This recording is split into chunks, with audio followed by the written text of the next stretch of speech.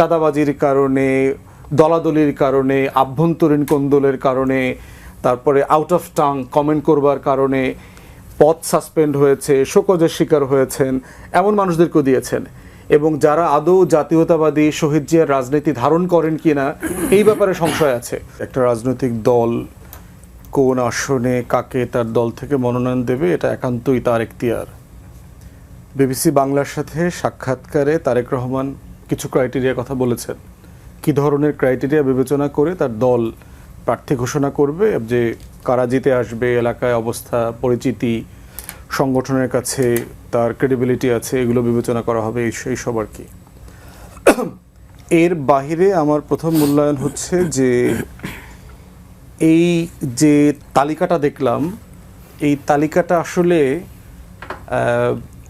2001 সালের যে election framework ছিল বিএনপির বাংলাদেশের রাজনীতির, সেই ফ্রেমের ভিতর থেকে একটা তালিকা দেখলাম। যে ধরনের ব্যক্তিদেরকে দেয়া হয়েছে, যে ধরনের ক্রাইটেরিয়াগুলো বিবেচনায় নেওয়া হয়েছে, এবং এর মধ্য দিয়ে যে একটা লম্বা পথ পার হয়ে গেছে এবং 24-এ একটা গণ অভ্যুত্থান হয়ে গেছে, ইভেন বিএনপির 31 দফার যে সংস্কার প্রস্তাবনা, ঐকমত্য কমিশনে আমাদের লম্বা সময় আলাপ আলোচনা, জুলাই সনদ, এটাকে যদি সামনে রেখে বিবেচনা করি, তাহলে বিএনপির নেতৃত্বে যদি এই ধরনের এমপিদেরকে দিয়ে সরকার গঠিত হয়, তাহলে এই ধরনের সংস্কার বাস্তবায়ন করাটা জটিল হয়ে যাবে। কারণ হচ্ছে আপনি কোন ধরনের প্লেয়ার দিয়ে স্কোয়াড করছেন, আপনার টিম তৈরি করছেন, সেটা দিয়ে মেসেজ দেয়া যাবে যে আসলে আপনার প্রতিপক্ষের বিরুদ্ধে আপনি কিভাবে খেলবেন।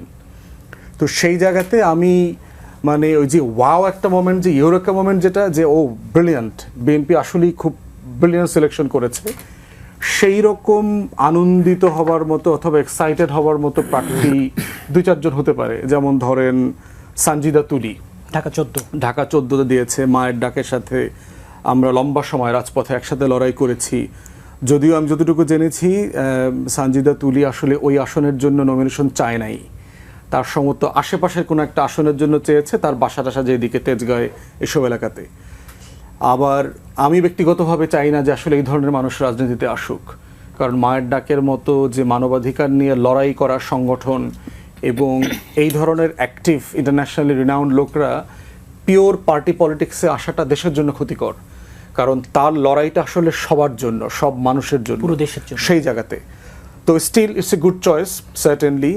এবং সেখানেও জামাতেরও একজন ভালো ক্যান্ডিডেট আছে, ব্যারিস্টার আরমান, যিনি গুম হয়েছিলেন 8 বছর ধরে। তো সেটা একটা ভালো পিক। শহীদ সালাউদ্দিন কাদের চৌধুরী, আপনার চিরঙে তার ছেলে হুম্মাম কাদের চৌধুরী নিজে গুমের শিকার ছিলেন, তাকে নমিনেশন দিয়েছে। মীর হেলালকে দেখলাম, ব্যারিস্টার মীর হেলাল আমাদের সহকর্মী। তো এই ধরনের কিছু পিক দেখলাম যে মানে যেটা প্রশংসিত, মানে প্রশংসনীয় হবার মতো। কিন্তু ওভারঅল দেখলাম যে আপনার একটা গণ অভ্যুত্থানের আকাঙ্ক্ষা তৈরি হয়েছে দেশের 6.5 কোটি মানুষ যারা ভোট দেয় নাই, যাদের ভোটারদের বয়স হচ্ছে 35-40-এর নিচে। বিভিন্ন জরিপ বলছে 50% থেকে 58%, 62% ভোটাররা এখনও আনডিসাইডেড কাকে ভোট দেবে।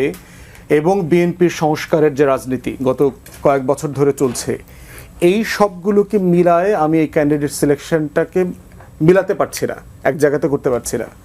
এবং তার ভিতরে দেখলাম যে গত 13-14 মাসে প্রচণ্ড রকম সমালোচিত হয়েছে চাঁদাবাজির কারণে, দলাদলির কারণে, আভ্যন্তরীণ কোন্দলের কারণে, তারপরে আউট অফ টাং কমেন্ট করবার কারণে পদ সাসপেন্ড হয়েছে, শোকজের শিকার হয়েছেন, এমন মানুষদেরকেও দিয়েছেন। এবং যারা আদৌ জাতীয়তাবাদী শহীদ জিয়ার রাজনীতি ধারণ করেন কিনা এই ব্যাপারে সংশয় আছে। ফজলুর রহমান সাহেব, আপনার কিশোরগঞ্জের ছাত্রলীগের সাবেক সভাপতি, সে ভুয়া মুক্তিযোদ্ধা বলে তার বেস কমান্ডার, ওই এলাকার বেস কমান্ডার একটা ইন্টারভিউ আমি দেখলাম যে সে আসলে মুক্তিযোদ্ধা ছিল না, সে ভুয়া মুক্তিযোদ্ধা, সত্য মিথ্যা আমি জানি না আর কি। তো সেই রকম একটা মানুষকে দেওয়াটা, আবার ব্যারিস্টার রুমিন ফারহান, বিএনপির খুবই জটিল সময়ে যিনি টকশোতে এসে বিএনপির রাজনীতিকে ডিফেন্ড করছেন, যখন বিএনপির এই অনেক হাইব্রিড নেতাদেরকে দেশে পাওয়া যায় নাই, ফোনে পাওয়া যাইতো না, টকশোতে পাওয়া যাইতো না, তখন তারা ডিফেন্ড করছেন। তো সেইটা একটা বড় জায়গা। রবিউল ভাইয়ের মতো মানুষ যারা লম্বা সময় এই আন্দোলন সংগ্রামে ছিলেন, ওনারা নমিনেশন পান নাই। তো সেই বিষয়গুলোকে এখনো অবশ্যই সময় আছে, বিএনপি তার দলীয় এটাও জায়গা তো থেকে সেটা প্রাথমিক করবে, তালিকা, BNP কিন্তু বলছে। ইমিডিয়েটলি খুবই মানে আনন্দিত হওয়া অথবা নতুন রাজনীতির পথে আমরা এগোচ্ছি সেই আশাবাদটা